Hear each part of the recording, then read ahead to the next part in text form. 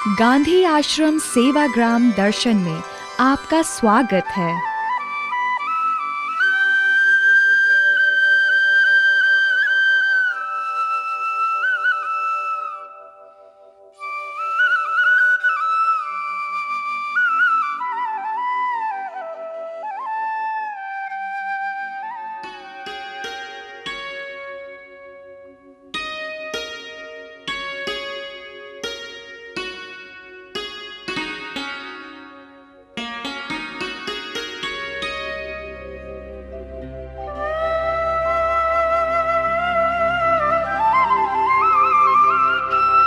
प्रार्थना भूमि, ये वो स्थान है जहाँ बापू अपने साथियों के साथ प्रार्थना करते थे और अपना चिंतन सुनाते थे। बापू ने कहा था, खुले आकाश के नीचे विस्तृत मैदान ही प्रार्थना के लिए उपयुक्त स्थान है, जो गरीब से गरीब व्यक्ति के लिए सुलभ है।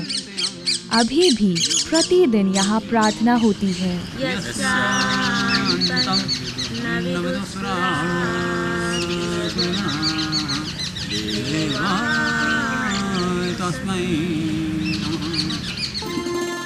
आदि निवास।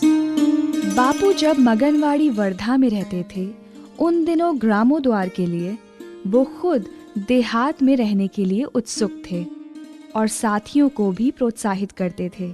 आखिर 16 जून 1936 को बापू सेवाग्राम आए। बापू के सूचना अनुसार ये मकान बनाया गया है। वे चाहते थे कि इस पर 100 रुपयों से अधिक खर्च ना हो। मकान के लिए कारीगर और माल स्थानिक ही हो। शुरू में बा तथा अन्य सभी के लिए ये एक ही मकान था। इसमें स्नान घर और रसोई घर भी थे, इसलिए इसे आदि निवास कहते हैं। बापू अपना लेखन, पठन, कताई, मुलाकातें यहीं किया करते थे। सन 1942 की भारत छोड़ो आंदोलन की पहली सभा इसी मकान में हुई थी। बापू प्रकृति चिकित्सा के हिमायती थे। जल चिकित्सा की दृष्टि से वे इस टीन के टब का उपयोग स्नान के लिए करते थे। घनश्याम दास बिरला ने एक संगमरमर का टब मंगवाया, जिसका उपयोग लुई फिशर आदि ने गर्मी से बचने हेतु किया था।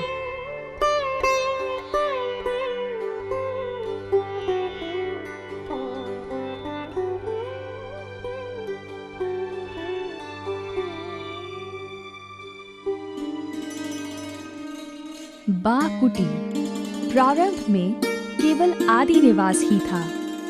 बा को उनके भाइयों के बीच में रहना पड़ता था। बा की असुविधाएं देखकर श्री जमनालाल बजाज ने इस कुटी को बनाने के लिए बापू को राजी कर लिया। बापू को मिलने के लिए आने वाली बहनें इसी कुटी में बा के साथ रहती थीं। भारत छोड़ो आंदोलन के लिए 2 अगस्त 1942 को बापू मुंबई गए। आंदोलन में गिरफ्तार किए गए। उन्हें पूना के आगा खान महल में नजर कैद रखा गया। लंबी बीमारी के बाद वहीं 22 फरवरी 1944 को बा का स्वर्गवास हुआ।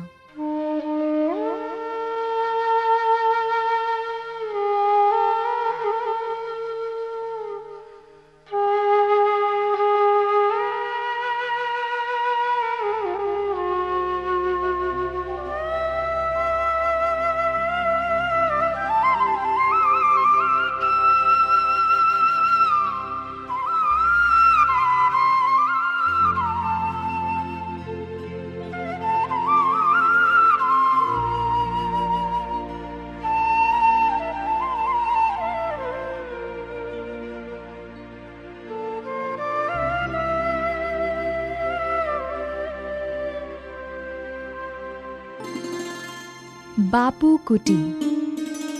मीरा बहन मिस स्लेट ने अपने रहने तथा गांव के भाई बहनों को कताई धुनाई सिखाने के लिए इस कुटी को बनवाया था। धीरे धीरे आदि निवास में भीड़ बढ़ने लगी तो बापू इस कुटी में रहने आए।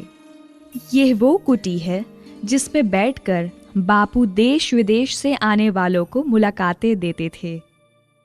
देश के ऐतिहासिक कार्यक्रमों का आयोजन यहीं हुआ करता था। बापू की उपस्थिति में जैसी ही ये कुटी थी, उसी रूप में इसको रखा गया है।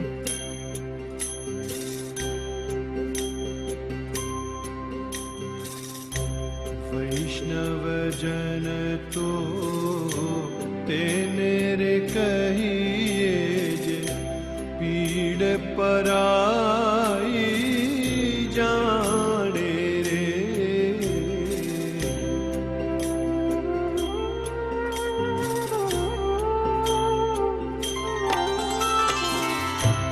वैष्णव जन तो तेरे कहिए जे पीड़ पराई जाने रे। पर दुखे उपकार करे तोए मन अभिमान नाणे रे। वैष्णव जन तो तेरे कहिए।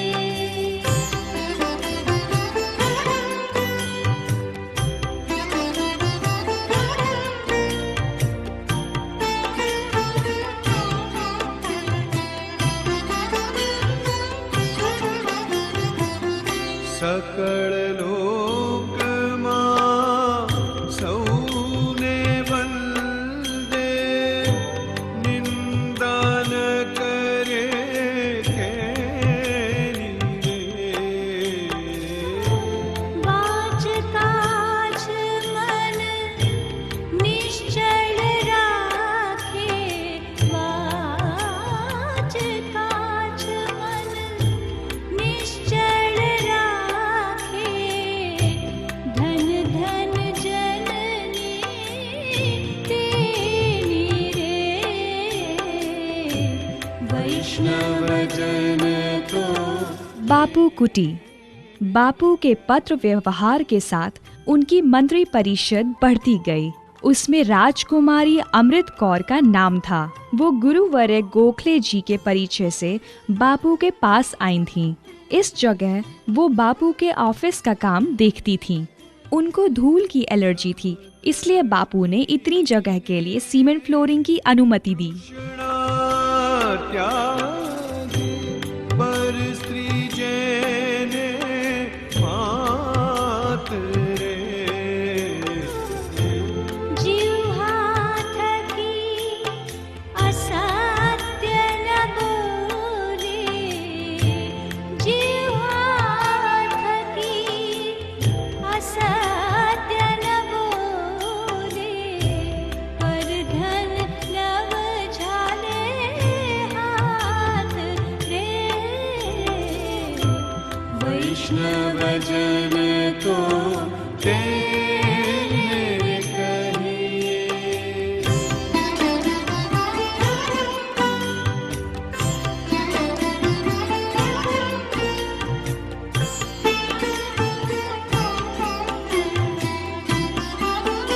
बापू का दफ्तर। मोह माया व्याप टाइपराइटर।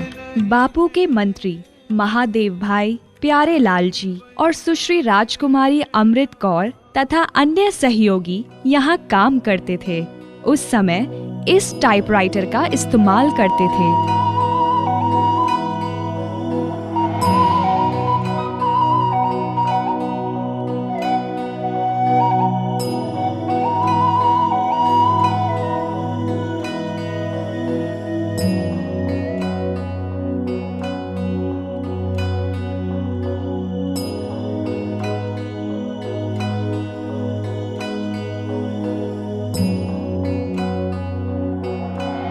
टेलीफोन। बापू शहर से दूर यहाँ गांव में बस गए थे। उनसे संपर्क करना अंग्रेज सरकार के लिए मुश्किल था। इसलिए हिंदुस्तानी सरकार के वाइसरॉय लॉर्ड लिनलिथगो ने यहाँ अपनी सुविधा के लिए टेलीफोन लगवाया था।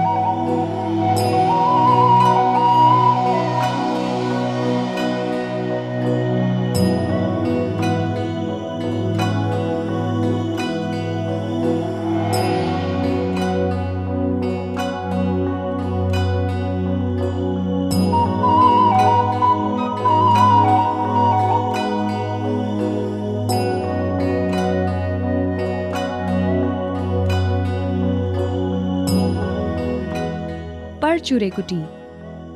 महात्मा गांधी ने कहा था, कुष्ठ रोग केवल चिकित्सा की व्यवस्था नहीं है, इसमें तो जीवन की निराशा को आत्मत्याग के उल्लासों में निजी महत्वाकांक्षाओं को निस्वार्थ सेवा में बदल देना होता है।